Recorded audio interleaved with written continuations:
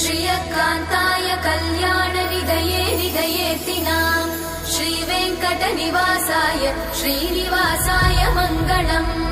लक्ष्मी सविभ्रमालोकसुभ्रूविभ्रमचक्षुषे चक्षुषे सर्वलोकानां वेङ्कटेशाय मङ्गलम्।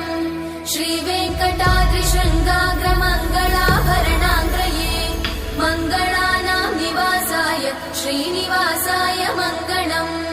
सर्वावयव सौन्दर्य सम्पदा सर्वचेतसां सदा सम्मोहनायास्तु वेङ्कटेशाय मङ्गलम्। नित्याय निरवध्याय सत्यानन्दचिदात्मने सर्वान्तरात्मने श्रीमद् वेङ्कटेशाय मङ्गलम्। स्वतः सर्वविदे सर्वशक्तये सर्वशेषिने सुलभाय सुशीलाय वेङ्कटेशाय मङ्गलम्।